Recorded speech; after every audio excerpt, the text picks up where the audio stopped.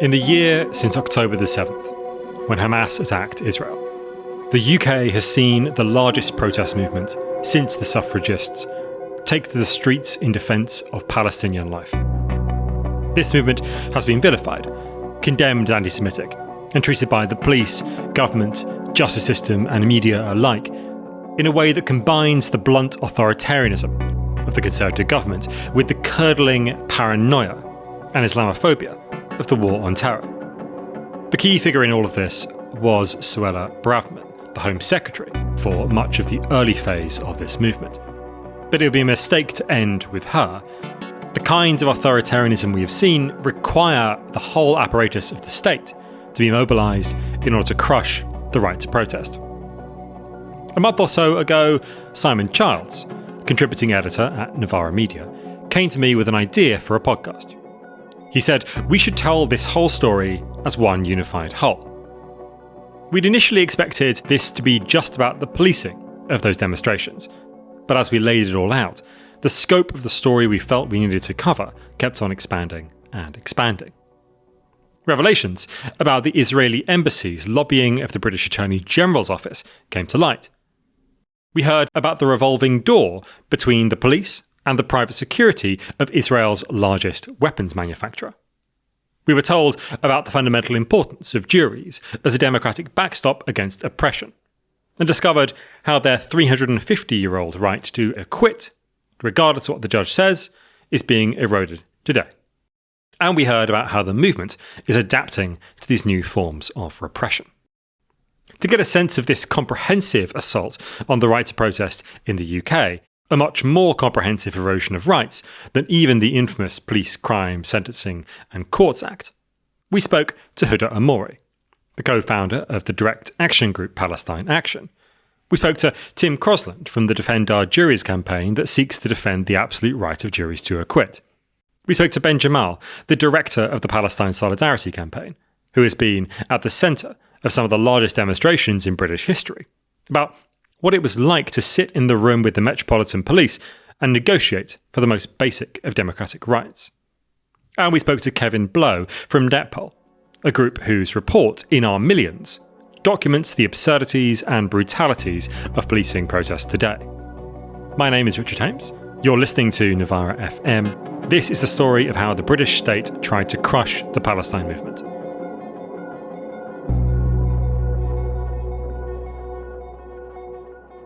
Simon Childs, welcome to Novara FM. Thanks for having me. You are not the usual style of guest we have on Novara FM. Different because you are a Novara employee. You're not an outside author. We're not interviewing you about a book that you've written. You've got a story. What is it that you do here? So I'm a commissioning editor and reporter on the articles team. What was the story that you came to tell us? I was following a lot of the pro-Palestine marches, and in particular the policing of those marches and the political response to those marches. People listening to this will probably remember the total furor that happened when Suella Braverman was Home Secretary, calling the marches hate marches and really ratcheting up the rhetoric against them. You know, she got herself sacked as Home Secretary over that issue. And after that happened, I thought, I wonder if there's been any further repercussions following that. Basically came across this report by an organisation called Netpol, which is the Network of Police Monitoring, which looked into this matter. And there was one kind of anecdote from that which stood out.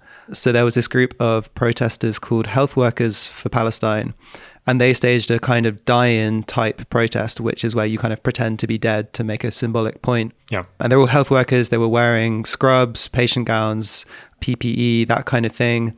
And then two of them spread Ribena on the pavement near the Department of Health. And then 15 of them got arrested for conspiracy to commit criminal damage because they had poured Ribena on the pavement in the context of a ongoing genocide. And they're trying to mimic here, I'm presuming, the photos people in the audience will have seen, right? Like these horrible photos of people lying, often covered in blood, in hospitals, or even not in hospitals, because the healthcare system in Gaza is basically buckled entirely under the weight of the the oppression.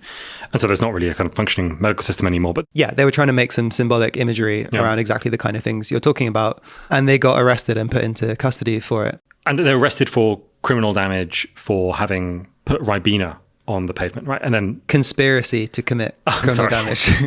Conspiracy to create criminal damage by putting Ribena on a pavement, which was then washed away by the rain. Yes, as they're getting arrested, it starts raining and washes the blackcurrant cordial away. And I thought, okay, if that's happening, then I'm really interested to find out what other stuff is going on. What are the other dynamics of repression of the Palestine movement that are happening? Because I think the media forgot about it. When Suella Braverman got herself sacked, she had created such a stink about it. And, the media in this country tends to be quite Westminster-centric. So once it stopped being a personal drama about a minister, the media somewhat moved on. But actually, on the street, protests are still getting repressed. I want to find out, how does the repression of the Palestine movement differ from other protest movements? For instance, Just Stop Oil, or actually the far right. How does the policing compare?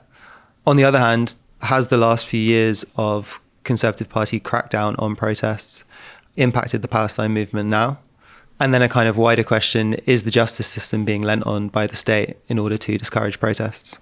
So you went away and spoke to people. You're a reporter. Who did you speak to? The first person I wanted to speak to was Huda Ammori.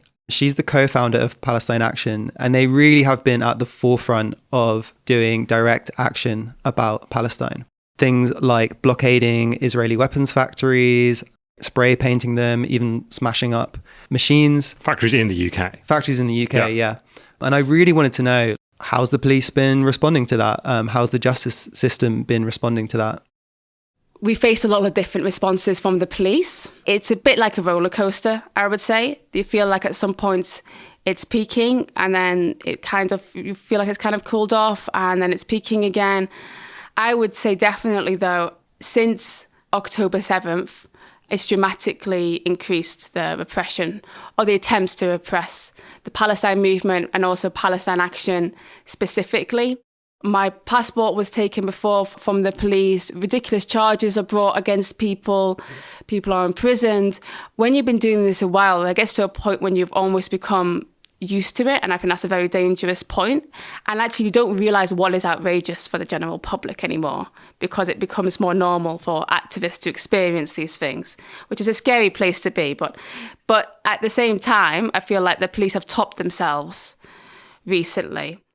Huda told me a story from the last couple of weeks, actually, about a protest and some of the repression that went along with it.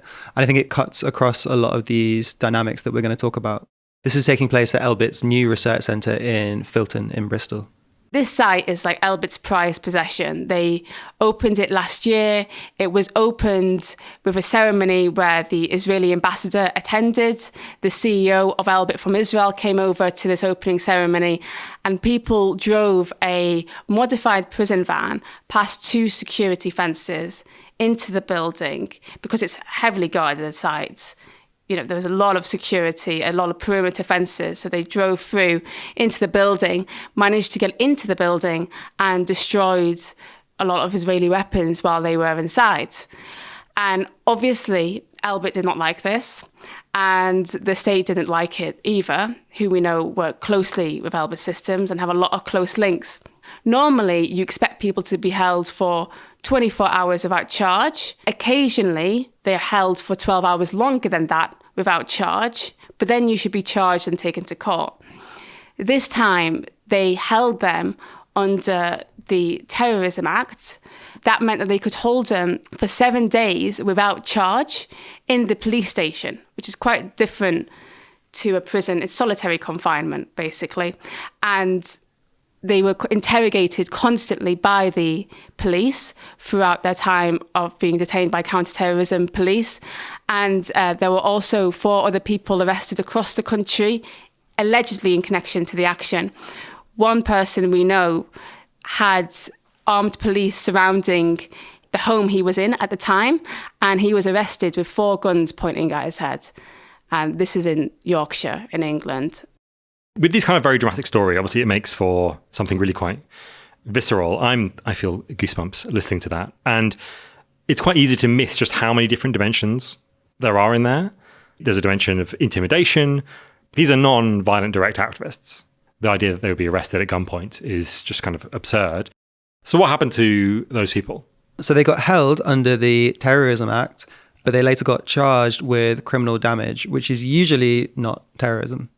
They weren't charged with terrorism, but during this whole time, while people were being held by the police, Avon and Somerset Police and the CPS kept issuing statements to the press. And when they do this, you do not really get a chance to reply. You can write to all these places saying, here's our comment, here's our response. But they get into the mainstream press, they all pick it up, and they report everything as if it's a fact. So not only are they now detaining activists, but while they're doing that, they deploy a smear campaign against them, knowing that it's going to probably prejudice legal proceedings because these people at one point will go to trial. There's sort of a signalling aspect to being charged under, or being held even, under terrorism law. Like, it's a very clear signal to the vast majority of people that the person you're dealing with is A, bad, and B, sort of implicitly guilty, right? Because even though terrorism legislation actually allows the police to have, at least immediately, less evidence, because that's why they can hold you for longer, it sort of feels like they must have more evidence. Like, it feels like something secret must be going on. But even though that's actually not how the law works, it's kind of a vibes-based administration of justice, which I feel is really quite worrying. Let's pull back. I feel like we didn't properly introduce it. What is Palestine Action? So you mentioned that it's the sort of one of the direct action groups in the Palestine movement, but specifically, what's it doing? So Palestine Action was formed in July 2020, and it was really born out of a frustration of the traditional campaigning tactics. When you're lobbying these MPs or organising these protests, calling for divestment, you constantly feel like you're hitting a brick wall. And a lot of institutions are very reluctant to listen to what you have to say. Doesn't matter if you have the evidence or the facts, they do not want to be seen as supporting the Palestinian people in any way. The same thing will happen with lobbying MPs. And you get to a point when you realise that you can't keep begging the same people to create the changes that need to happen. You can't keep begging the same people to stop killing our siblings in Palestine. And there gets to a point where you say direct action is the only way forward in order to be able to create tangible impact and immediate impact. And for us, that meant, most importantly, going for Israel's biggest weapons manufacturer, Elbit Systems, going to their offices and their factories and shutting them down day after day, week after week. And we've been doing that now for 4 years. I mean, obviously, I agree with the idea that Israel's production of its weapons should be stopped. But concretely, what are these factories in particular making? In the UK, Elbit makes parts for the F-35 jet, which has participated in the attack on Gaza and killed civilians.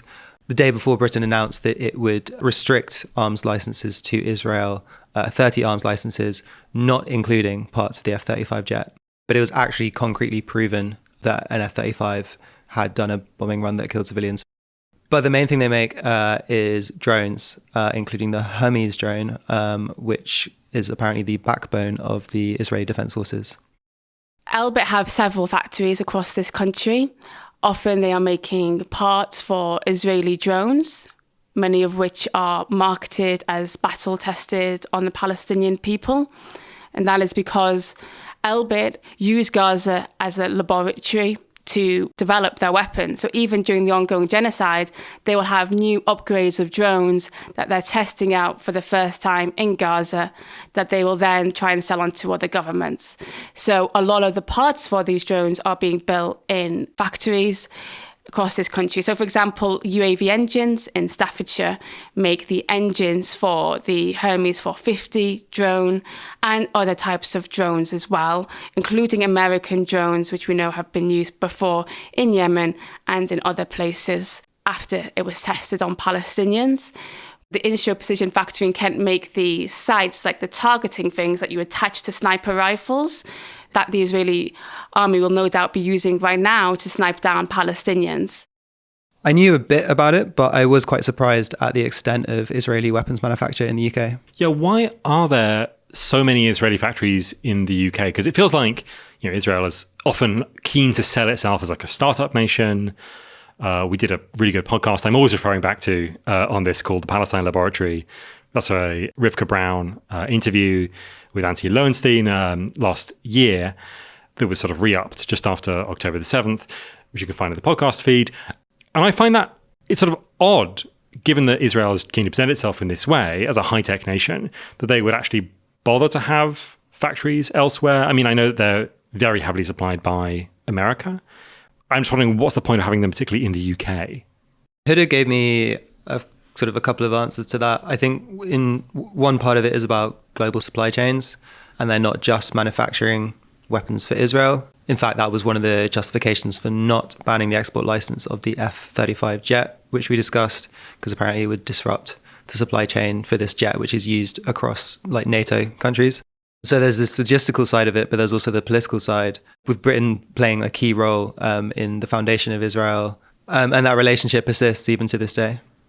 Britain has always been a friendly ally to Israel. So for Israel's biggest weapons manufacturer, because they use Gaza as a laboratory, they want to be able to globalize their trade across the world and say, look at the weapons we've made over in Israel against the Palestinians. We can now globalize our supply chain, diversify our supply chain, get the best expertise, as they like to put it, from different parts of the world, including engineering expertise in England, but also it opens them up to new markets to sell these weapons which have been tested on Palestinians. The proof of concept, the proof of their efficacy as weapons, is that they've been used to participate in a genocide, which is a really astonishing piece of sort of marketing. Yeah, which is this kind of insanely macabre detail. But she also told me that it's not just private companies, it's also the Israeli government, which is building weapons in the UK. In addition to Elbit, there's also an arms company in Newcastle owned by Raphael, which is actually owned by the Israeli government. You go on Companies House and it will tell you this is owned by the Ministry of Finance, the Israeli Ministry of Finance. So we have the Israeli government building weapons here. They're trying to shut these factories down. Have they had any success? Yeah, quite a lot. I mean, there's the old phrase, direct action gets the goods. But that seems to be actually true in the case of Palestine Action. There's this case of an Elbit-owned factory in Tamworth. Which is just outside Birmingham, right? Yes, kind of in the Midlands. And they sold up in March. Palestine Action would claim that it is because they targeted it so much that it became kind of unviable to have a business there. What kind of costs are imposed by having protests outside the factory? Well, it's not just that they stand outside or even just blockade it. They also get themselves on the roof of these factories, or they even break in and do criminal damage inside. It's more like an occupation than a protest. Often, yeah. Here's Huda describing what the occupation of the factory in Tamworth was like. And that's somewhere where Palestine Action has had some of their greatest success. One of Elbit's factories in Tamworth, it's shut down now. It's no longer owned by Elbit, but it was up until March this year. And this was called Elite KL, and they used to make parts for the Israeli tanks, the Merkava tanks that they use against Palestinians. And people would constantly go onto the roof of this building, occupy it, and one action, they actually took off all of the roof tiles off the roof, and then they were taken down, but luckily it rained into the factory and destroyed a lot of the machinery. And they were out of business for quite a while after those actions took place, because they had to rebuild all of the security procedures at the site. And they ended up spending so much on security that their profits went down by 75%. And then they had to sell on to a company who said, we're not going to have anything to do with Elbit Systems or the arms trade, and they turned it into making a site which makes parts for public transport. So we know that hitting them in the pockets is effective. Huda also told me about another Palestine Action protest which involved people staying on a roof for 6 days. They were able to stay there for so long, partly because they got support from the local community. After 3 days, they had no water available to them. They ended up drinking rainwater just to stay on that roof for as long as possible. And actually locals from the community were throwing up bottles of water to the roof and they were getting arrested as a result of doing it, but they kept trying to get him water. But it just showed the determination of what people are willing to do in order to shut down these factories because of how wrong it is that Albert is operating in this country. I imagine that the way in which people are trying to paint them in court is as isolated extremists doing something wild. But I guess this clip kind of suggests that actually there's a much broader base of support for the Palestine Action protests in the wider community. Yeah, and I think it's quite a powerful image, like people getting arrested for trying to throw water up. It's like... Yes. Arrested with intent to hydrate or something. Yeah. I can imagine that this like really pisses off Elbit, right? They're not only unpopular with small groups of people, but actually seemingly with the wider community. Like, what are they doing about it? Yeah, they are not happy. And they go to really quite some lengths to stop activists. Huda told me about this intelligence operation they seem to be running kind of in concert with the police, which I found really surprising. We also know that Albert Systems have an intelligence cell where they report to police forces across the country every 2 weeks. The reason we know this is because of court cases. So Elbit have these people that they call them the chief security officers. Basically, his job is to deal with us. These people who are working on the security for Albert Systems are very well connected to the police. I found this detail about people working for the police and then later on working for Elbit in their kind of security and intelligence apparatus so interesting because it reminded me of gentrification stories where there's these big private developers and they hire people from the council so they can use their like knowledge and connections to kind of ram through terrible development ideas. But in this case, it's to do with the business of making machines of death. And there's a link between the police and Elbit, which I'm assuming makes it more likely that people will be arrested. What then happens after that when they go to trial? Are they being found guilty? Yeah, well, remarkably, Huda told me that for the first 2 years of their existence, Palestine Action didn't lose a single court case. So they were tried, and then they were just found, not guilty, or they were thrown out, or what happened? They were acquitted by juries. When the legal system allows for people to hear the arguments, that they often acquit. It's not a done deal. You know, we have seen, even just this past year, we had a case where actually it goes back to the action I told you when people went on the roof of Leicester and the community came out and they won. They were found not guilty. The judge allowed them to rely on the defence of acting to save lives in Palestine. And they were acquitted on that basis because it's obvious. That's why they're doing it. And it was also magistrates who were acquitting activists. Right, so it's not just about juries acquitting because they find common cause with the Palestine Action people. Magistrates are also accepting these defences? Sometimes. I think it depends on which magistrate you get and, what side of bed they got out of on that morning. As Palestine Action has been building, they're doing also not just these sort of very targeted, very small group actions where you have sort of between 1 and 20 people involved, but also these much more mass protests. How have the police responded to that expansion out? Yeah, so they've done quite a lot of preventative arrests, which obviously have a kind of serious disruptive impact on Palestine Action's ability to do these things at all. What are they preventing? So, for instance, when Palestine Action tried to do a mass action at the site in Leicester, the police basically went ham and arrested people for all kinds of things, including seemingly just people who turned up in support and slept outside it. And then what happens to them? They just get arrested, bailed, there's no further action taken. But by that time, by the time you're no further actioned, the protest is over and the police have done their job, as they would see it, of disrupting the protest. And it's interesting to think about arrests as not necessarily to do with crime, but also just to do with making a problem for the police go away. I've been kettled and arrested myself, and it was not lawful, but it made the problem go away for the police at the time. So what do you make of this? I mean, you go away and talk to Huda. She's giving you this, I think, quite exhilarating account of a collection of protests, some of which have gone their way. She's telling you that they've been acquitted, even when they've done things that I think are pretty straightforwardly crimes. What do you make of this? There's this part of me that struggles with the question of what is legitimate and what is not.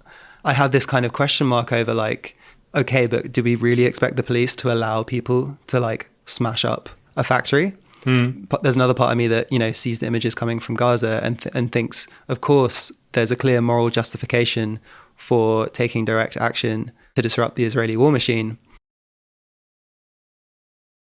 susceptible to the argument that obviously the state can't just allow this to go on.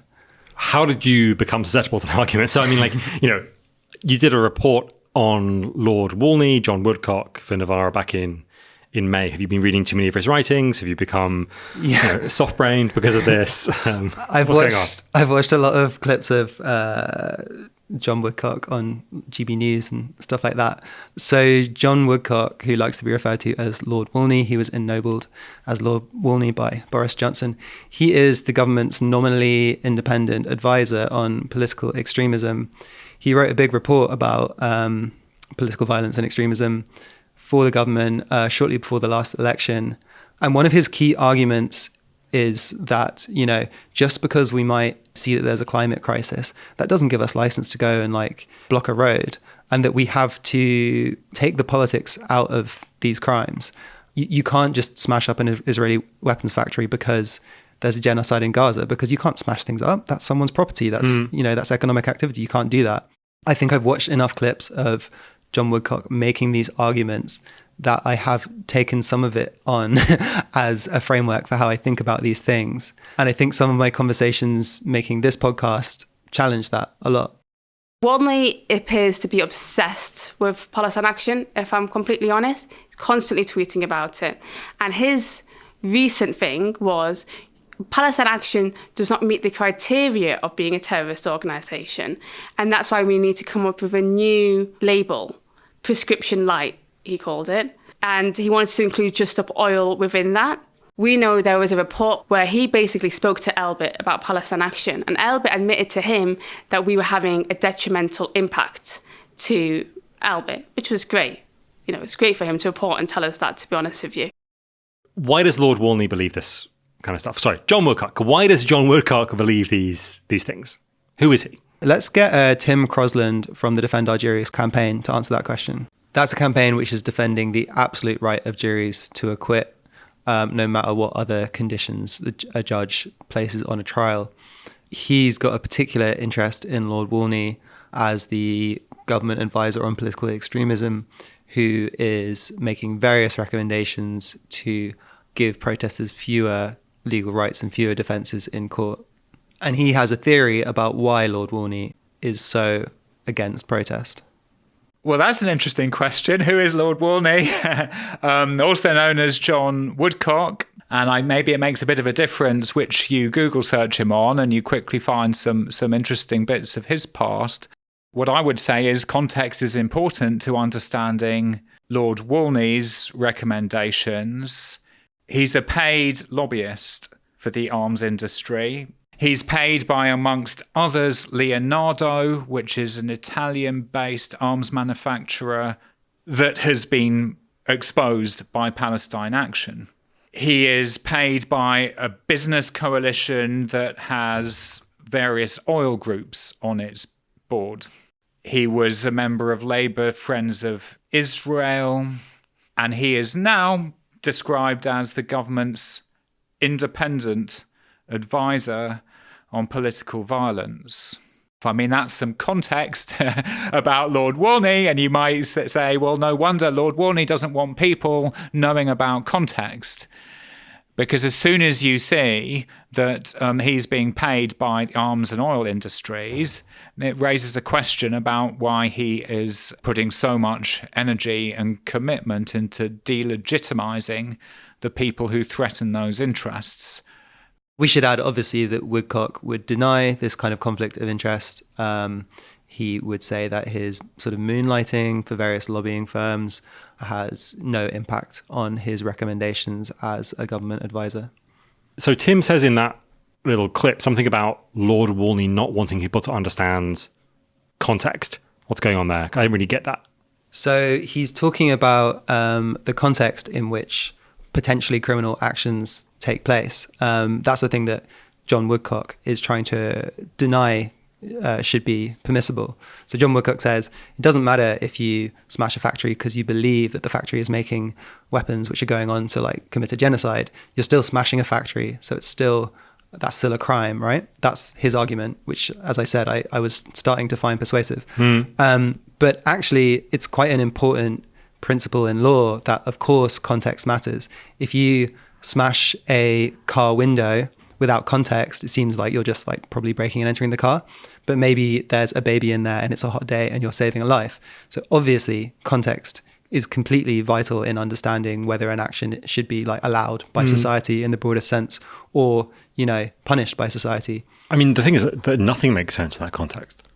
Yeah. It's like every action is completely incomprehensible if you don't know why. Yeah. That's what it means for an action to be comprehensible. Yeah. It's for it to have reasons for it happening, right? Otherwise, just like random atoms bumping into each other all the entire time. That's not a condition of politics. And that's kind of where our politics is at. Like this is kind of the sort of sensible discourse on protest at the moment is, just like who knows why anything happens.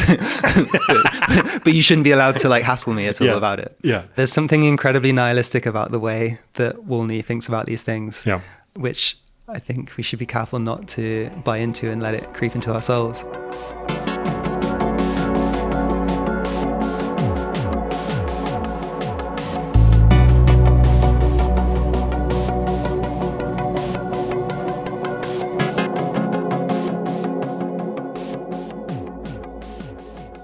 Policy Exchange, the right-wing think tank, did a report around the Palestine protests recently in which they argue that, you know, the right to protest should be further restricted. So they evoke the idea of ordinary members of the public. The man on the Clapham omnibus. Yeah, who are being inconvenienced by protesters, which I think is a little bit weird because I think, you know, that they specifically say that there should be a commission for protests in central London. So they're saying central London specifically is this place that is like constantly disrupted by protests, which is like, you know, that's not completely untrue. But also I think like the idea of ordinary people being disrupted by this is kind of interesting because like a lot of the ordinary people I know have like been to Palestine protests. Yeah. And very few of the ordinary people I know just go to central London on a Saturday to like actually live their life. It's like... Well, it's tourists, right? It's tourists. It's London as metropolis that can be visited. It's London as like a huge like commercial system that is being disrupted, not necessarily people's actual daily lives. It's an interesting line they're drawing between ordinary members of the public and protesters, as if these two things are completely distinct, when of course it's not. In order to support this theory, they use some polling that they've done. And obviously polling can often just give you the answers that you want.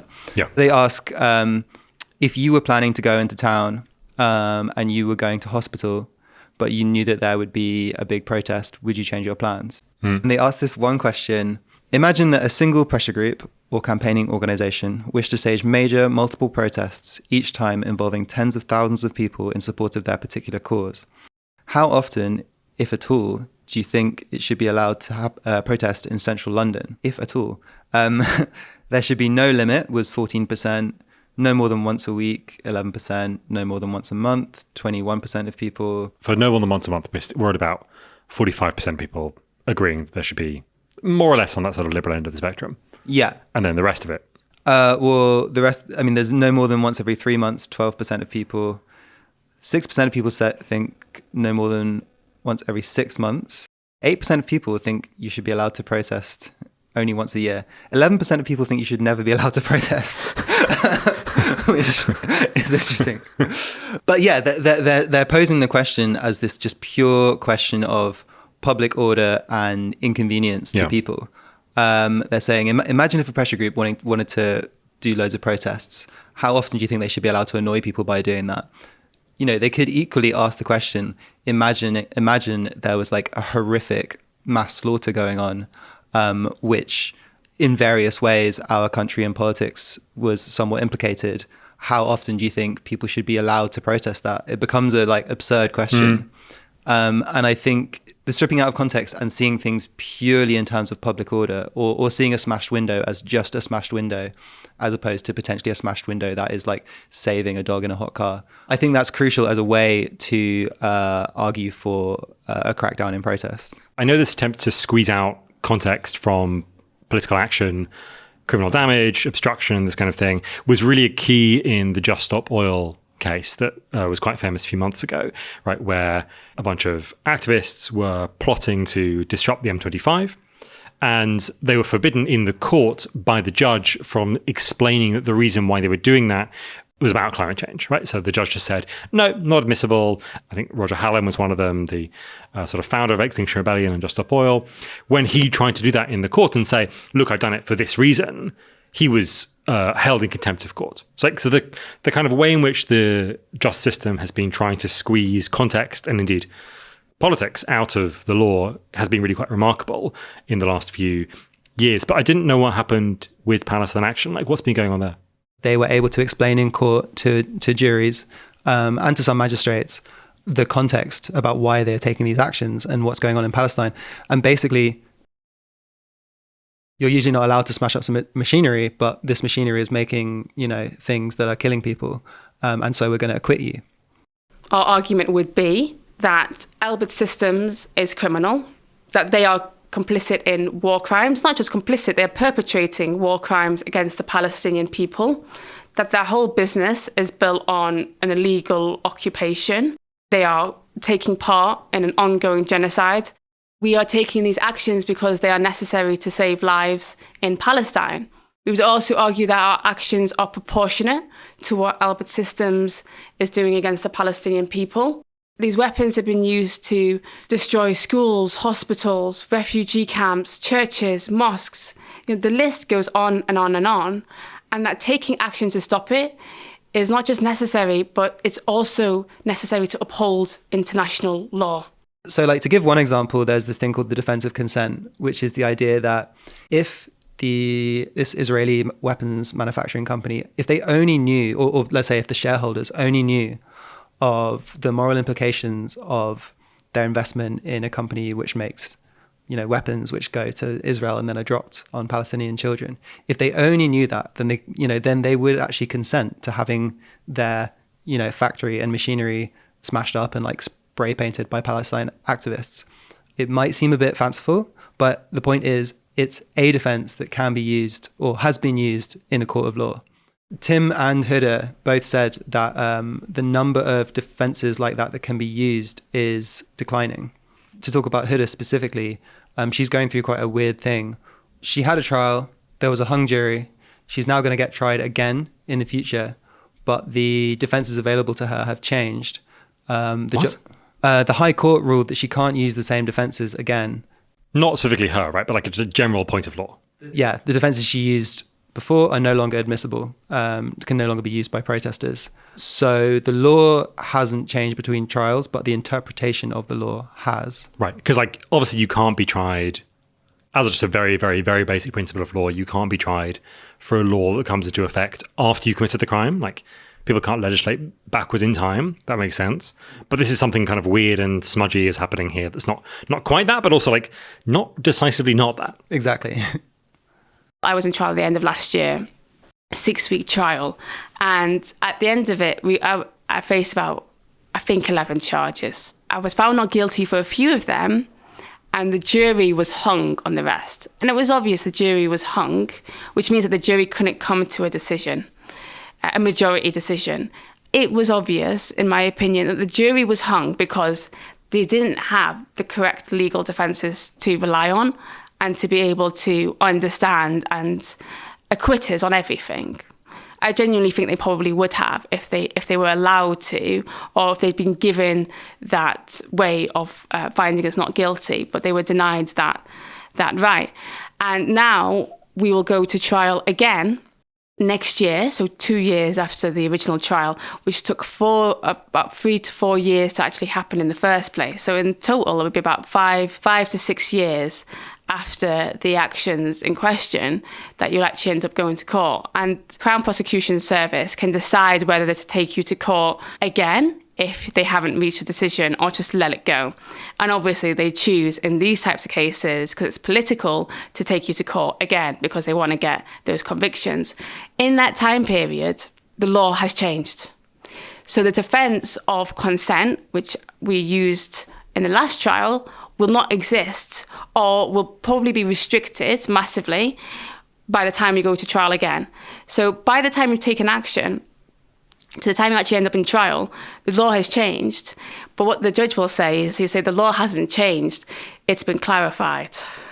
So there's a more general case here. I mean, Huda's case is pretty weird, but what is going on in the general case where the High Court is deciding this kind of thing? In general, the High Court is decreasing the number of defences that protesters are allowed to use in court. So, for instance, earlier I mentioned the defence of consent. The High Court has just said, you can't use that anymore. You can't bring that up. And what that means is that protesters just have fewer and fewer defences available to them. The same thing happened with proportionality. So the idea that a protest was lawful even if you caused disruption or damage based on the rule of proportionality. Was it proportionate to what you're protesting against? And that was changed to be basically insignificant in protest cases now, because it gives judges an easy way to just say, yeah, you don't have any defences, that's it, job done, and to silence people in the court system. So there is definitely this sense that the number of defences one can use is becoming smaller and smaller and smaller. This is directly as a result of a review after the Colston statue protest. People will remember in Bristol, a crowd takes the Colston statue from the town square and throws it in the river or the bay. Is it a bay or a river? It's a body of water. It's a body of water. Right, so like there is a statue. And the reason why is because Colston, although famously a benefactor of Bristol and the sponsor of many of its sort of public institutions, was also a slaver, right? He owned slave, participated very extensively in the slave trade, and that's how he made his money. And so there was this review after that protest. The defenders in that protest had relied on sort of human rights defences, right? They argued that the continuing existence of the statue constituted a hate crime. Right. And then there was a judge that ruled that although they were acquitted successfully, and of course they couldn't overturn that particular acquittal because that would be trying people for the same crime twice, which is against principles of law. Regardless, judges ruled in that case that protesters accused of serious criminal damage could not rely on this kind of human rights defense to say, oh yes, we were preventing a hate crime from happening. Did it not get referred by Suella Braverman, who was then Attorney General? Yeah, so that referral to judges was made by Braverman, but the ruling comes from the Lord Chief Justice. There is also this other influence that seems to have come from outside the UK. Just talk to us about what that was. The Israeli embassy actually tried to influence the Attorney General's office with regard to Palestine Action protests. So this came from an FOI request. Douglas Wilson, who is the Director General of the Attorney General's office, met with the Israeli embassy basically to discuss prosecution decisions. Which is bonkers, right? Like, this is absolutely absurd. Like the idea that there would be a very serious legal expert who was being lobbied or pressured by a foreign government to make changes in British law is absolutely extraordinary. Yeah. And, we don't know how much impact they really had. The result of the Freedom of Information request was heavily redacted. But it says that Wilson noted the operational independence of the Crown Prosecution Service and the sensitivities of engaging with them on individual cases. Yeah. So for all we know, he might have told them to go to hell. Yeah. Equally, like the reason it was so heavily redacted was because any further transparency would be likely to prejudice the UK's relations with Israel. Right. This is a quote from the justification, which is it's extraordinary to not be able to tell the public what you said to a foreign government because it would make one or both of you look bad. Potentially, yeah. Or maybe we want to be able to have these conversations in future without there being too much scrutiny. Yeah, absolutely.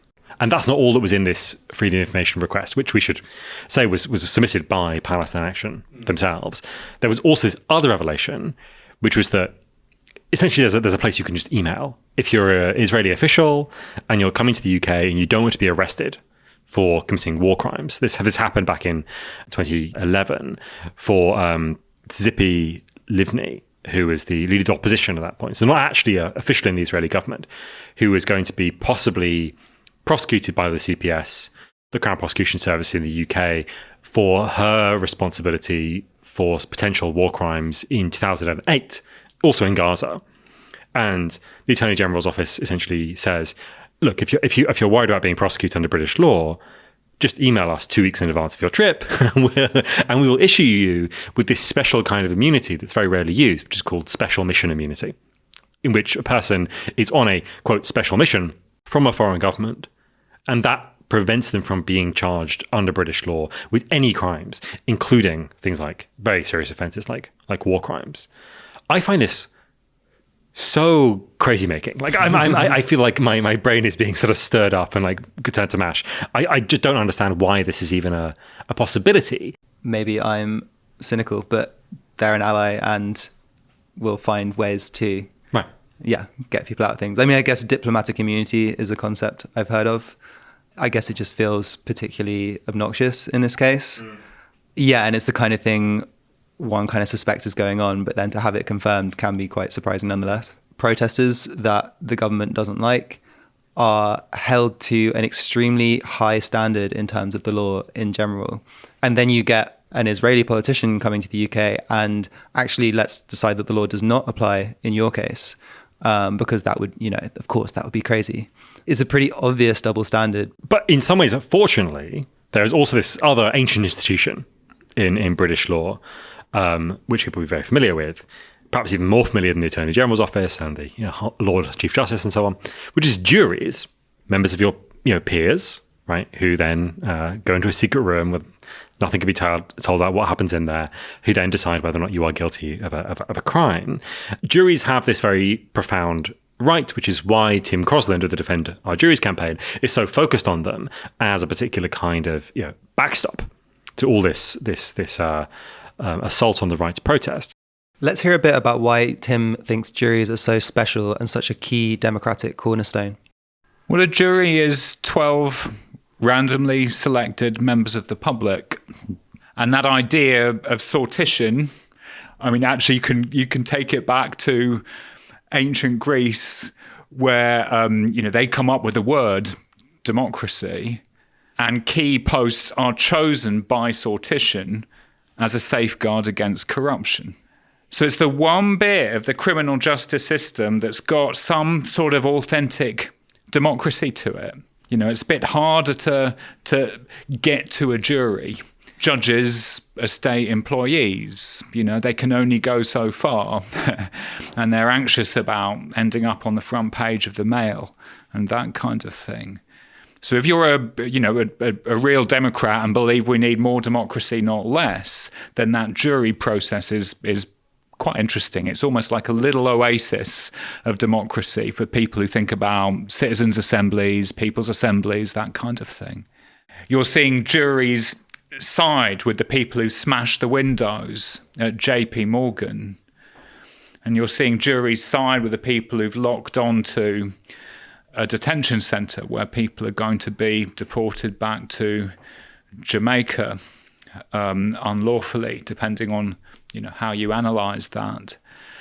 If jurors, when they're hearing good information, are actually saying, no, it is, these people, we're on their side, we're against, now that we've got some good information, what the state, what the corporations are doing here, that feels like a bit of a democratic revolution. It's much harder to other a jury. So that's its kind of, revolutionary potential.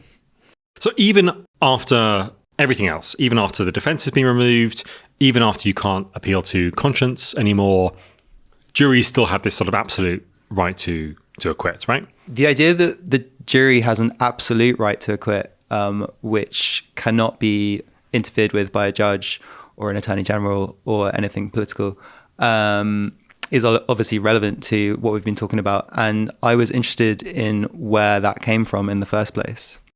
This principle first comes into being as a sort of self-conscious principle in 1670.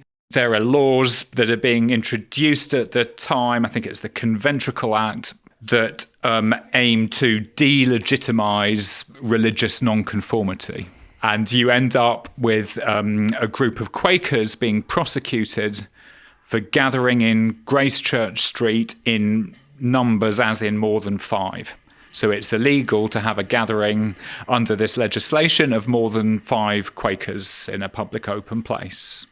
And the judge in that case, kind of part of the establishment, sees the direction of travel, more or less tells the jury, well, since there were more than 5 Quakers in a place, that is unlawful. Please go and give me a guilty verdict. And the jury retires and they come back and they say, well, we agree there were more than 5 Quakers in Grace Church Street, but that's all we're going to say.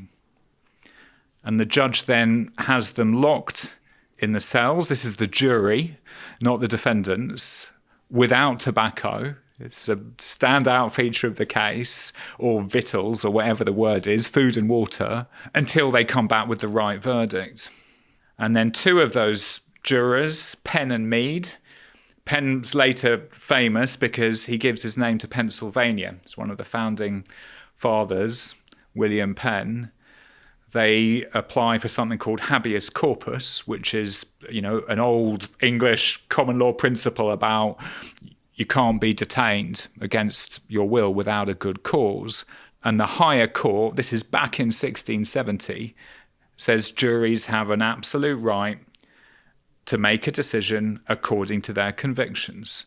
Therefore, the judge has no right to lock them up because they're not giving him the verdict he wants. So that's when that principle gets established. That series of events is commemorated in marble, in a plaque in the Old Bailey, the Central Criminal Court. There's something else that struck me from your interview with Tim Crosland, which is that there's this sort of bind that the state is in. Because on the one hand, it really wants to get very serious prosecutions from people. And in order to do that, you need to have a jury. But the jury might acquit. The CPS could bring different kinds of charges, much less serious charges. And those would be tried by a magistrate. Now, I don't know if you've ever met a magistrate. It's a voluntary position. Magistrates aren't paid. The people who decide that they want to be sort of like mini judges is a particularly conservative group of people. You can probably get convictions for protesters in magistrates' courts, but then magistrates can't really hand out very severe sentences. And so you have this sort of bind. Have juries in Palestine Action cases exercise this absolute right to acquit? Yeah, they've had quite a lot of success with that, which Huda told me about. Someone had eggs filled with paint outside of an Elbit site, and they were taken to court, and they had the choice between going to magistrates' court or the Crown Court, which was interesting. But they went to the Crown Court, so they would have a jury. The judge said you have no defences, but she just explained the jury's absolute right to acquit to the jury, explained what Elbit Systems were doing, and they acquitted.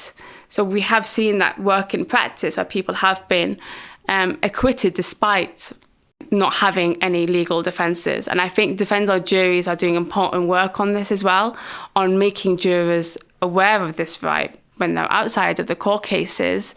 But also it's something that we can do inside of our trials.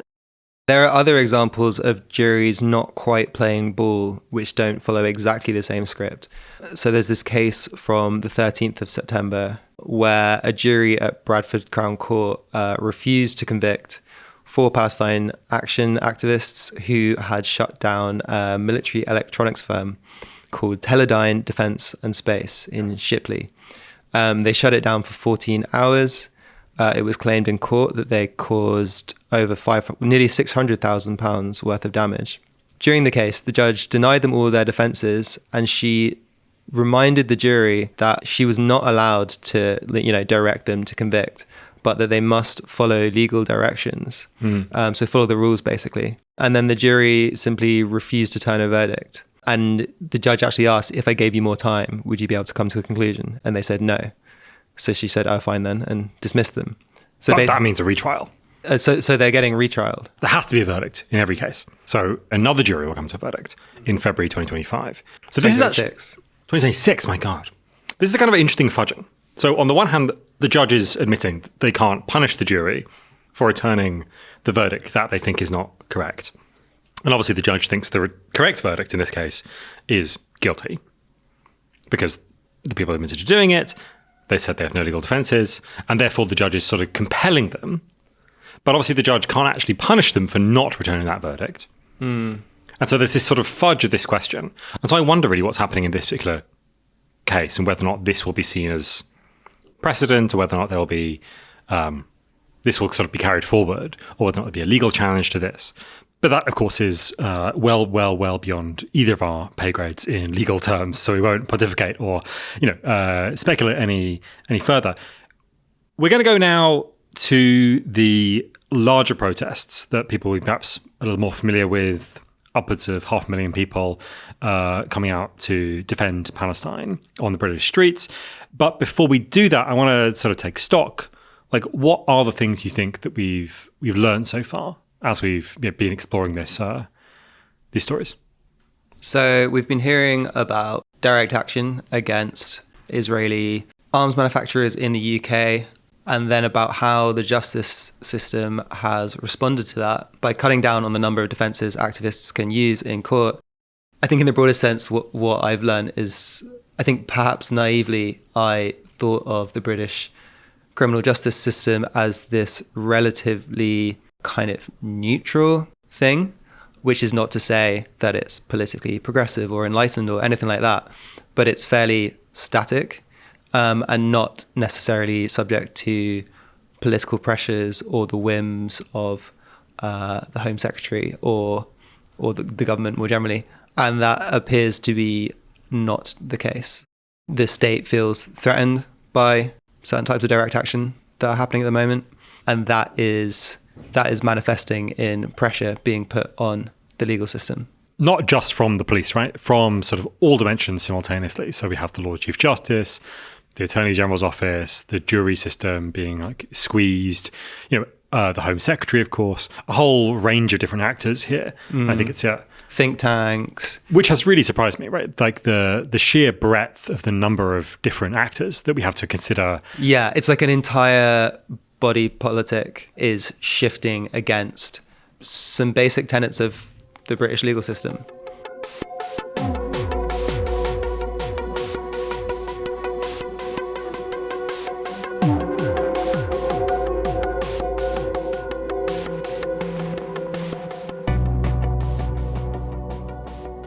Let's jump now to something entirely different. Well, something kind of sort of different, which is a whole collection of bigger protests that our audience is more likely to have gone on, that have been taking place sort of simultaneously since October the 7th last year, will be taking place, presumably, for the indefinite future. And those are the enormous protests held by, most centrally, the Palestine Solidarity Campaign, the PSC. So we've been talking about the way that the legal system is kind of attritionally chipping away at the rights of activists to do what you might think of as the kind of more kind of spiky direct action type protest, shutting down factories, sitting on rooftops, even breaking machinery, that kind of thing. But also there's a much more kind of, I guess you could say, simple right of walking in the street in protest. And we've seen a lot of that, obviously, since October the 7th. Even that has been made a kind of source of political controversy. It's been heavily policed. And there's even been questions about its legitimacy as a thing that we're allowed to do. There's this generalized guilt by association. Everyone who goes on the march is either anti-Semite or is very comfortable with anti-Semitism because of the presence of very few anti-Semites.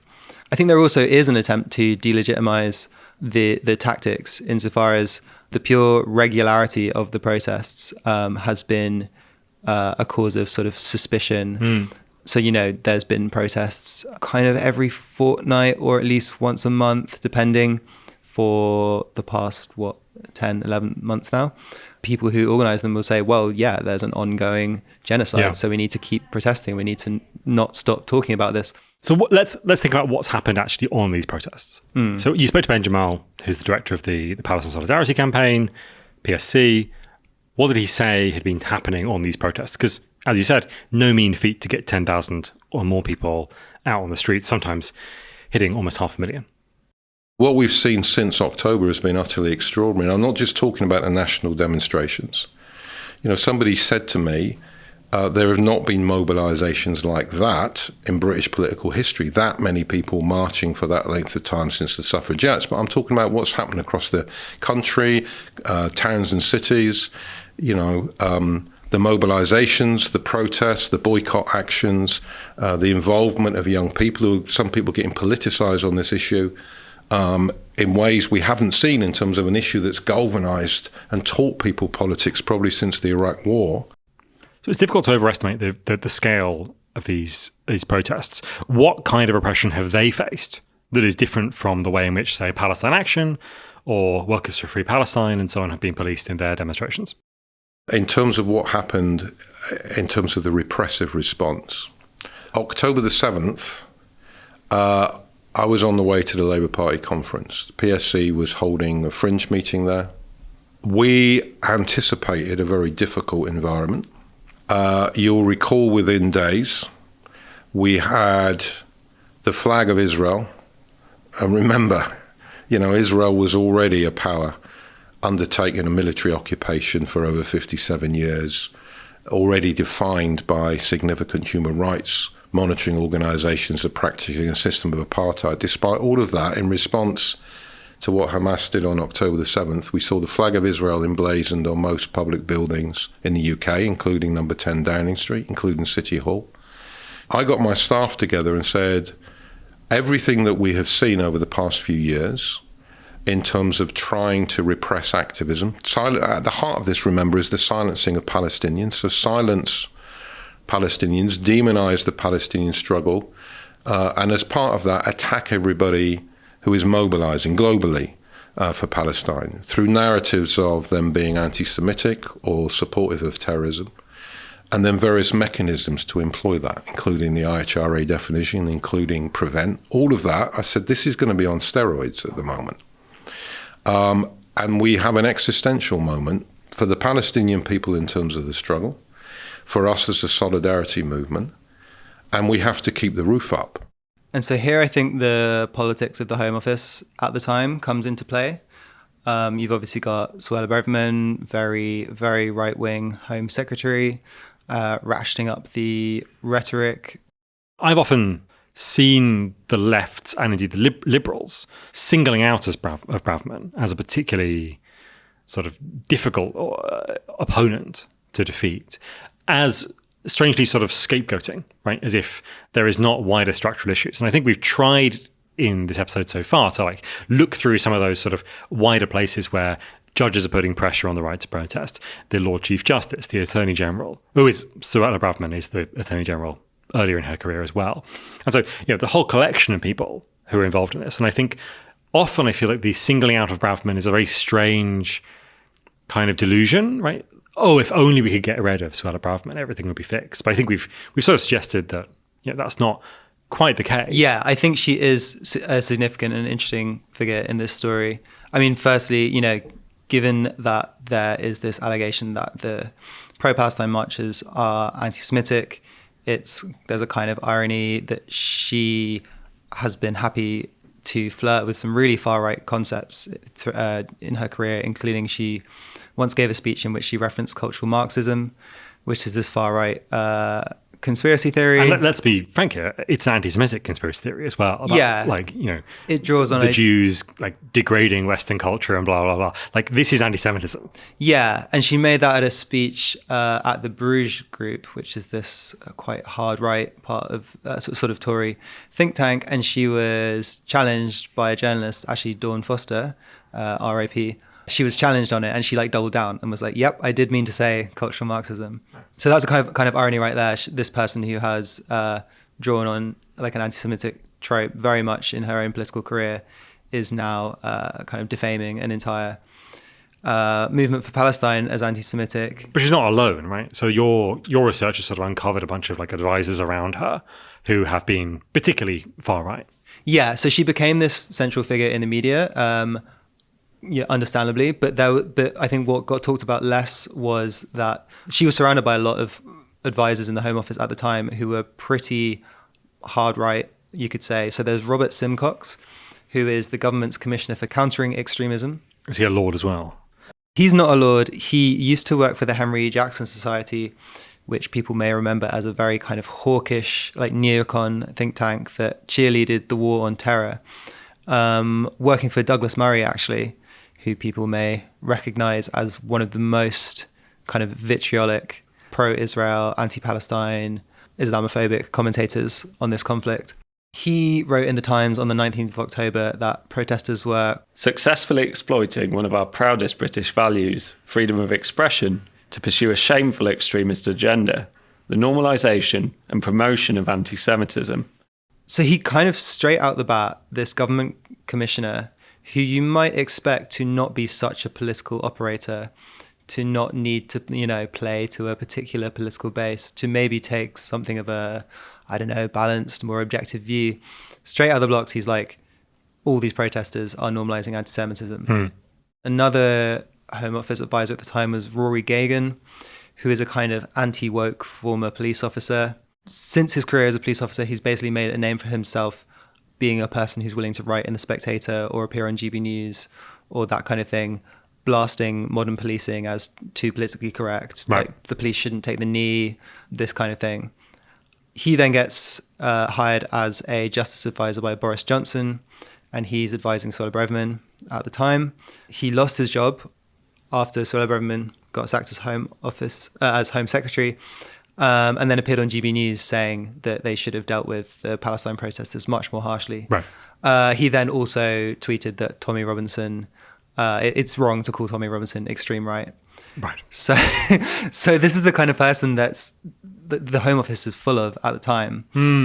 Braverman's surrounded by advisors who are quite hard right, but also I think she's an interesting character if you think about the whole story we've told so far. She's the one who got really upset as Attorney General by the protesters in Bristol dumping the Colston statue in the harbour.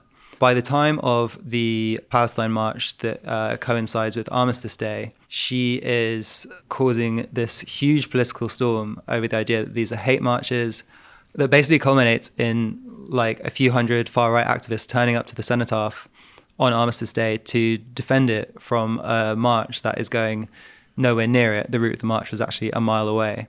I think there's a lot in that, like the Cenotaph has been the source of controversy around political marches numerous times in the past. During the BLM movement, Winston Churchill's statue got graffitied with the words "was a racist." That becomes a huge political row that then the far right come out to like defend our statues. The Cenotaph is this sort of interesting and strange object because it's the vulnerable centre of British sentimentalism, or vulnerable centre of what makes Britain justifiable, which is simply the fact that we won the Second World War. Right. And so this fact in the British far right and their sort of imaginary is what allows them to sort of forget the empire, because we did this one big, very good moral act, which was we defeated the Nazis. Right. And everything else before that just can like dissolve, disappear. And so I think attacking the Cenotaph has become this thing where people on the far right imagine that the whole of Britain will sort of crumble if you manage to get to the Cenotaph. So it becomes this vulnerable thing that must be defended at absolutely all costs. But of course, what the far right don't realise is that, of course, the left share this view of the Second World War. We agree. Yeah. We also think it's good that we defeated the Nazis. We also think that memorialising those who have died in wars is good. Like, we're not against this. That notion that the Cenotaph is going to be attacked kind of makes sense of the way in which the protests are framed as this threat. Yeah. Because it's like this threat to Britishness, and the point becomes the decorum of protest and the fact that of like potentially like 100,000 people on a march, one person with a can of spray paint might do something stupid becomes the point. And also, if you defend the Cenotaph, even if no one attacks it, the fact that you've seemingly had to go there and defend it means that it would have been attacked otherwise, right? And so it's a way of conjuring the threat that you're imagining in your own head by going to defend it. So Kevin Blowe, the director of Netpol, he talked to me about how all of this politics manifested on the ground via the police. Netpol also published the report In Our Millions, which was part of the genesis of this whole idea. I really wanted from him a sense of historical perspective because he's someone who's been kind of watching the police for years and years. I wanted to know, is the recent crackdown on Palestine protests, is it a kind of new thing? Is it got some kind of precedent? Is it surprising? That's what I wanted to get from him. The government arguing that Palestine marches were glorification of terrorism, which is a new offence. that was introduced in the Terrorism Act, and that they were hate marches. So what then thus followed from that was a style of policing that was influenced by the pressure that was coming from the media and from the government. I think one of the important things about the particular style of policing of the marches is that they pretty much put to bed the idea that the police are apolitical or above politics, right? They are the most political public institution there is, and they're most prone to influence by outside political forces. And that was something that was actually echoed by Ben Jamal. The police were under huge political pressure, coming from the political establishment, coming directly from the Home Secretary, and then echoed across the press. So very early on, it became a narrative of, are the police taking the necessary action to stop these protests? This all results in some slightly farcical scenes as the rallies are organised. We saw quite early on the routine usage of Section 12 and Section 14 orders. We were almost, I think, probably a test case for it, of the extent to which you could routinely justify imposing these orders. These are things that, for example, can say, here's the route you have to go on. If anybody deviates from this route, they're in violation of this order. Can put conditions around certain aspects of how you march. So can say nobody is to assemble before a certain point. I'll give you an example. Very early on at one of the protests, I think towards the end of October, they imposed an order that said anybody assembling before 12 o'clock for this protest, which was the stated time for people to assemble, is in violation of this order and therefore could be arrested. Now, these are huge logistical exercises. I've got a whole team. There's 6 organisations involved in mobilising. We've all got teams of staff we bring early. We've got several hundred stewards. They get there early for a 10:30 briefing. So we had to go back, and this was sort of on the Friday evening when this had been imposed, to try to get the police back in the room. They didn't want to come in saying, what are you going to do? Are you going to arrest everybody who turns up? Because there's going to be people there from 9:30. Are you going to mass arrest all of the infrastructure, all of us? Is that what you're threatening to do? And they were saying, no, of course we're not going to do that. We said, well, that's what your order says. How else is that to be interpreted? So that story doesn't give me a lot of confidence in the police, although I guess it's maybe a bit more Keystone Cops than anything really sinister.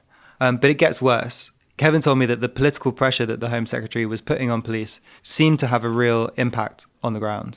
What we argue is because they were under pressure to make a certain number of arrests. Right? If you're basically told that marches are hate marches and you're expected to go out and deal with incidents of anti-Semitism and you don't, you're going to face criticism from the government, you're going to get slated by the Daily Mail and the Telegraph. So a quota of arrests often felt like the response to many of those demonstrations. Actually, what was surprising is how much difficulty they found in actually finding enough people to arrest on what were really, really big demonstrations. Kevin believes there's a sort of through line from Suella Braverman calling the marches, quote, hate marches, to an op-ed in the Telegraph, to someone actually being arrested in Westminster for protesting against the genocide. And this often manifested in ways that you might expect if you had been following the racist ways in which the police go about their business. They would stop people, detain people, and then have a group of officers who were supposedly specialist in understanding Arabic and being able to interpret what slogans meant, which kind of really puts a bit of a lie to the idea that anybody was going to be offended by them if they couldn't read what the hell they said, So these police officers who have a shaky understanding of the banners they're reading are also using definitions of what constitutes offence that we might think are equally shaky. The College of Policing had adopted the IHRA definition and particularly the examples.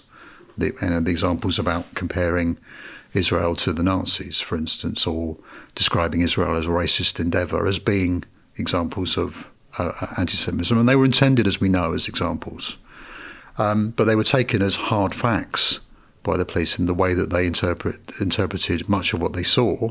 So because we have this definition of anti-Semitism, which is a bit controversial and arguably unclear, you get the situation where quite low-ranking police officers on the day of a march are making decisions about what constitutes free speech and what constitutes offence.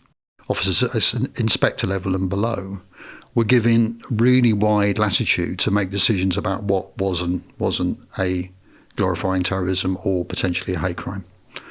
And the report goes on in detail to talk about how that was suspicion of certain chants, from the river to the sea being the obvious one, about the use of the word intifada, about anything that was written in an Arabic language.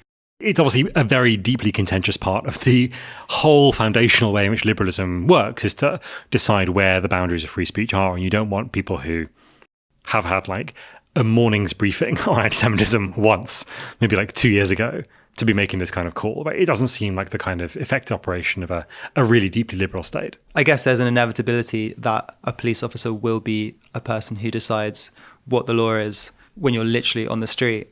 But I guess there's a whole lot of controversy and contention going on before you get to that stage. And then that means a random police officer is deciding to take offence at something which a lot of people wouldn't. They're not only deciding for themselves whether or not they take offence, they're deciding whether or not a reasonable person would take offence. And so they have to have this simulation in their minds. Yeah. Not unlike the kind of the polling you were referencing earlier, where you have to simulate an entire reasonable person and then try and work out what they would do looking at something. In the context of people making some like baby steps into expressing themselves politically, you have a Home Secretary briefing the police that they should look at people carrying a Palestinian flag with suspicion. Or you have the Campaign Against Anti-Semitism saying we need the army on the streets. So to me, this is just like an obvious, massive overreach and expansion of the idea of what we find offensive, as opposed to just like legitimate political symbolism and speech.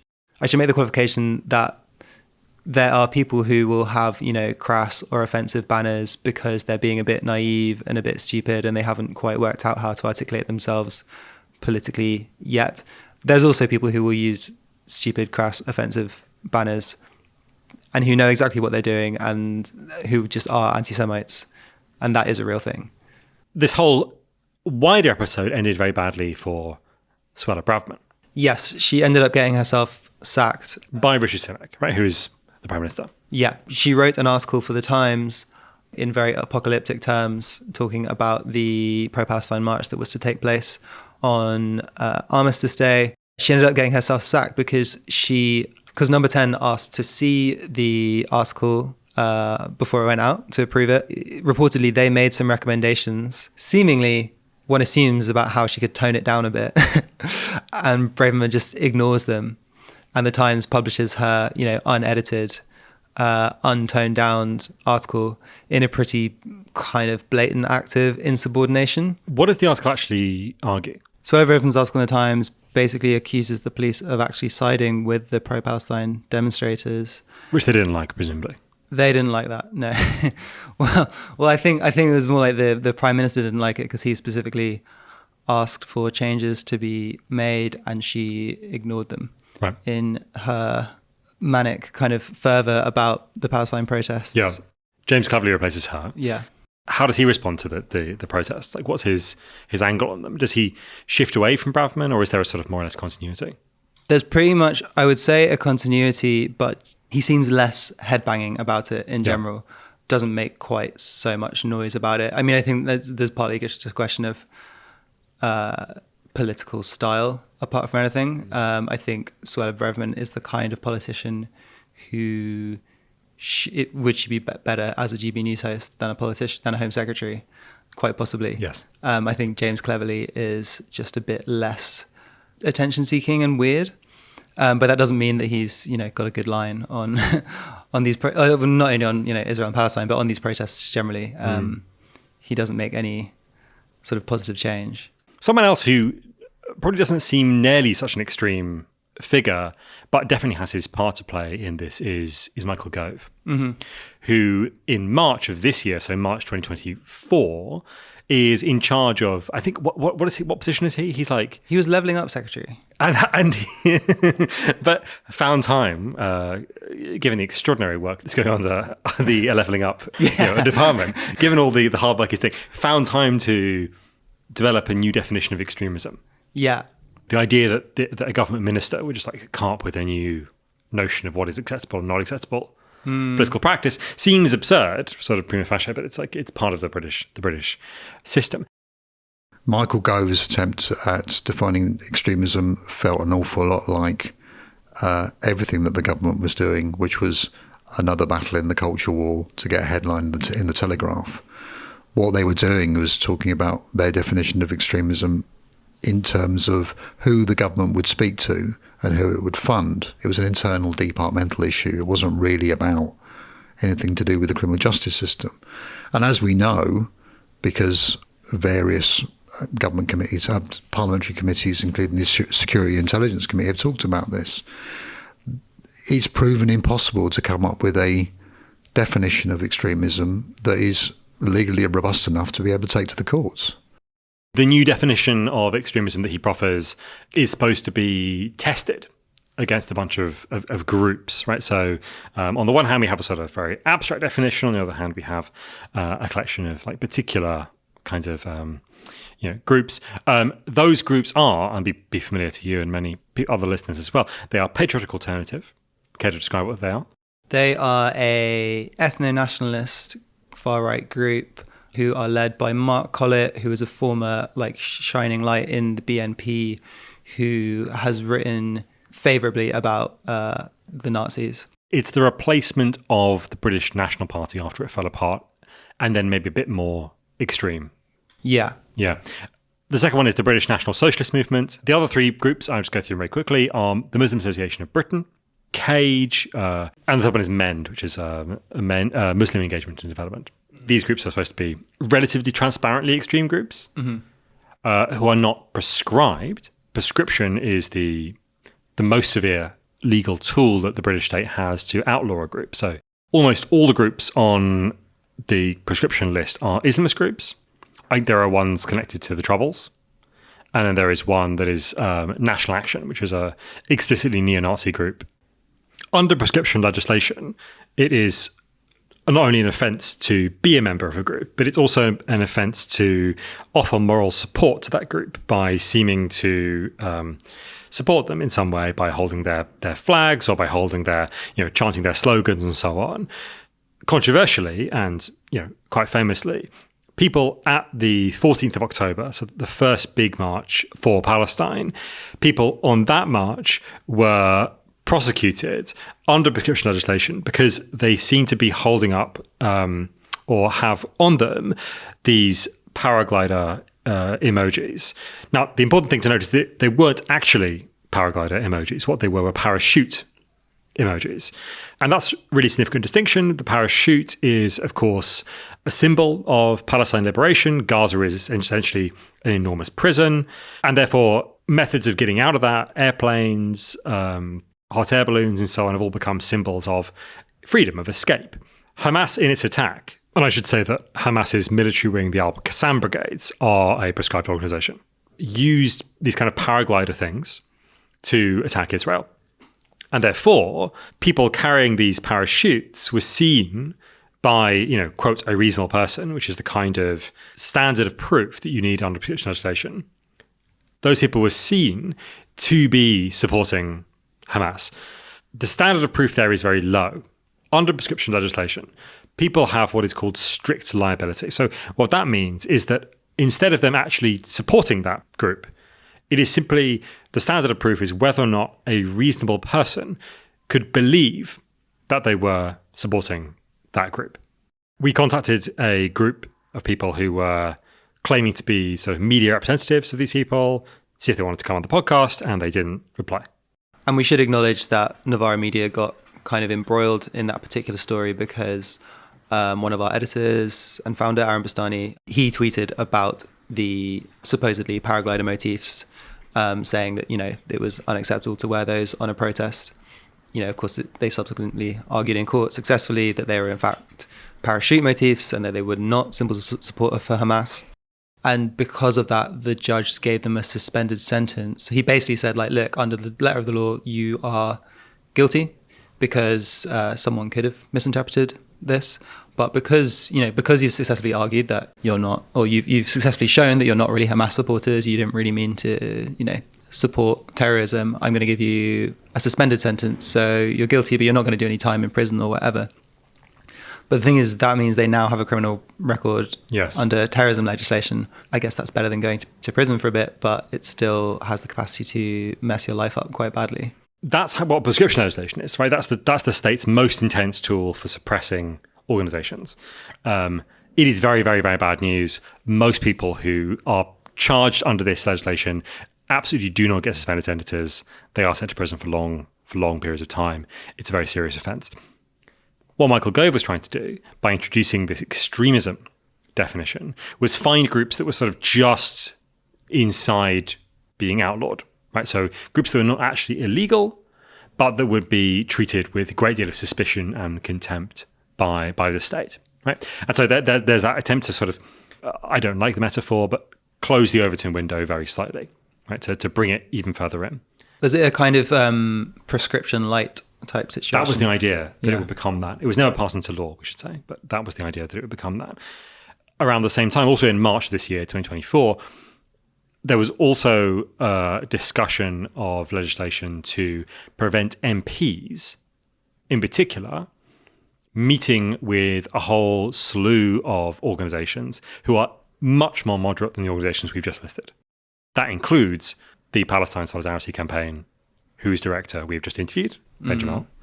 It includes Just Stop Oil on that list of these aggravating activists, right? So the idea is that these people who are not necessarily, quote, extremists, but who are engaged in particularly contentious kinds of activism. Which, even if one is to accept any of that as a framework, does not cover the PSC, right? Yeah, PSC. They're organizing mass marches, right? Yeah. It's like literally the most mild form of protest you can actually do. I can't. You can sign an open letter or something. Yeah, open letters, petitions. I guess that's the only more gentle type of protest than walking in the street with a placard. It's certainly the most canonical form of protest. Yeah. Right. If you're going to think about ways in which people do protests, if you think about the Kendall Jenner Pepsi advert. Yeah. Right? God, I love that advert. These people are doing the thing that PSC is doing, roughly speaking. Right. What was their cause? It was like, start the conversation. Join the conversation. Join the conversation. Yeah. And then she heals the rift between the join the conversation movement and the police.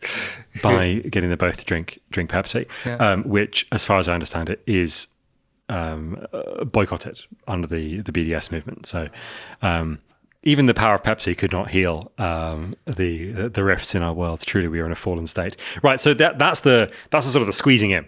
Prescription on the outer layer, extremism legislation or extremism definition, and then this other much more nebulous thing about groups like Just Stop Oil, PSC. And of course, most MPs never meet with these groups, right? So it's not even a going concern for them. This is legislation that is basically trying to prevent a future, at that point, independent Jeremy Corbyn meeting with these people and other groups on the left and so on, in order to prevent pressure groups, mostly on the left at this point, have influence over Parliament in any sense at all. On the right, you can imagine things like the Traditional Britain group, right, which is a group of racists, but not explicitly neo-Nazi group, which would not come under prescription and probably wouldn't come under definitions of extremism. And so, you can imagine other squeezings in, but it's an attempt to, again, close the window, restrict civil liberties, restrict the right to protest, and make protest ineffective. That's the sort of the overall pattern there. Maybe I shouldn't be surprised, but it just seems so incredibly anti-democratic. And I guess that's an obvious thing to say, except that none of what we have been discussing has really been talked about as this massive anti-democratic move by the state. It's been talked about as, these protests are extreme, or maybe if you're the Guardian or the Observer, are these protests extreme? We asked some people, we're not sure. Yeah. I don't really feel like it's been discussed as just a really egregious and very obvious anti-democratic turn, basically. I think that's unequivocally what it is. We are now in a new government, of course, so in some sense, all of this stuff might seem like it's irrelevant. But the point is that, of course, it isn't at all irrelevant. We should go on to this final sort of little bit to sort of prove that point. There was a legal challenge by Liberty, the civil liberties organization, to Suella Braverman's attempt to define disruptive protest in a certain way as causing anything more than mild annoyance or mild disruption. Liberty won that case pretty hands down. That was a case on a sort of point of law. So there was kind of a, the question was whether or not Suella Braverman had really had that power to define protest in that kind of way, or whether or not she'd overstepped her power. Liberty won that. Then the government was going to appeal. The Conservative government was going to appeal. And that was sort of all suspended during the election period because there was not the government didn't sit at that point, right? And therefore it couldn't appeal the court case, and therefore the whole court case was suspended. And then when Labour came in, they said, we're not going to continue with that appeal. So we're going to accept that, yes, Liberty, the civil rights group, have won this case. We don't have that power to restrict protest in that way. And last week, Yvette Cooper, the current Labour Home Secretary, has said, no, actually, we are going to carry on with that appeal. We are going to fight for that power for the Home Secretary to define what protest means and to be able to define it in this particular way.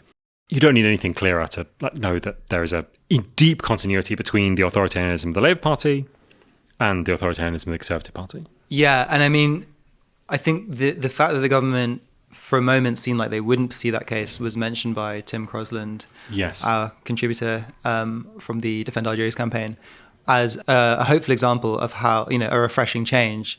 Maybe listeners to this program won't love everything about the Starmer government shock horror, but maybe we could admit that there are some things that they are less terrible about than the Conservatives, and this might have been one of them.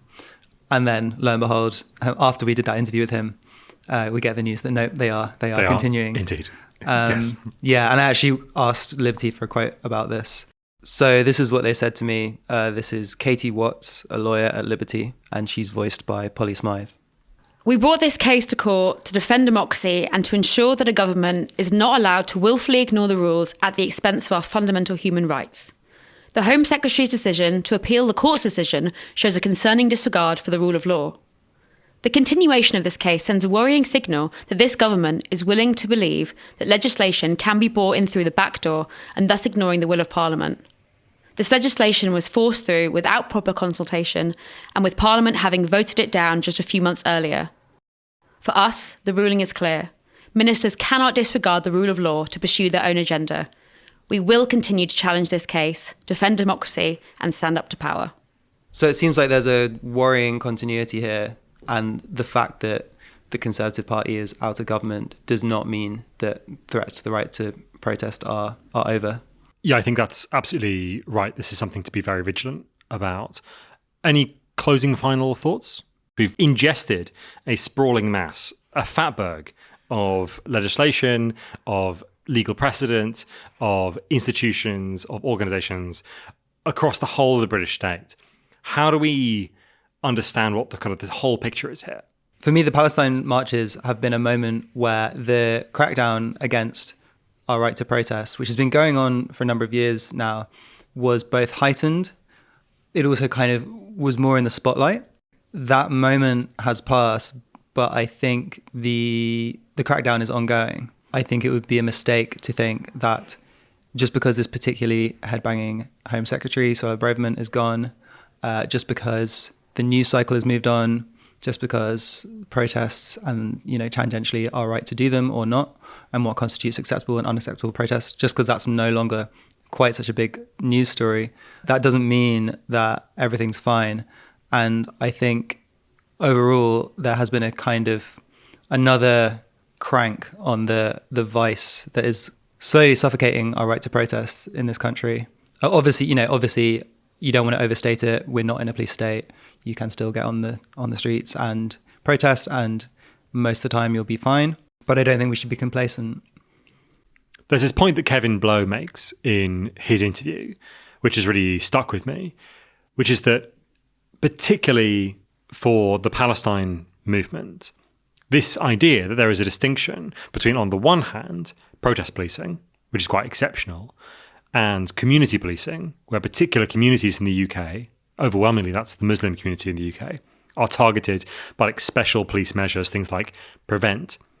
The idea that these two things are separate is increasingly not the case, and that protests in the UK are increasingly dealt with as if they were counter-extremism issues, right? So the correct logic for that is not to facilitate someone's democratic rights to express dissent with what the state or someone else is doing, but instead to crush a existential threat.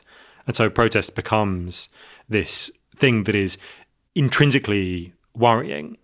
And I think particularly when we're thinking about Prevent, which was this tool to conduct mass surveillance of Muslims in the UK, particularly when we're thinking about that instrument, blending with the recent additions to the police's powers, things like the Police Crime Sentencing and Courts Bill, then I think when these two things get blended, then we're back inside a logic that feels much more like the war on terror than it does like Britain in peacetime.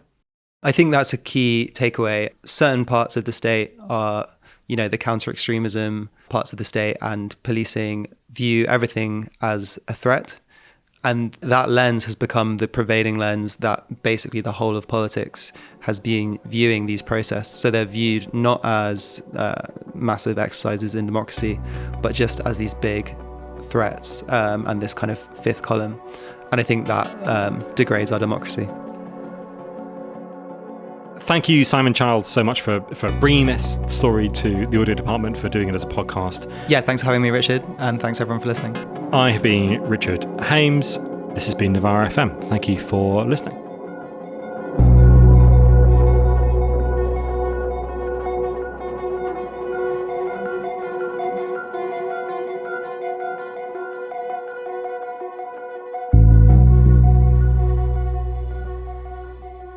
Support independent journalism and set up a regular donation to Novara Media from just £1 a month. Head to novara.media/support.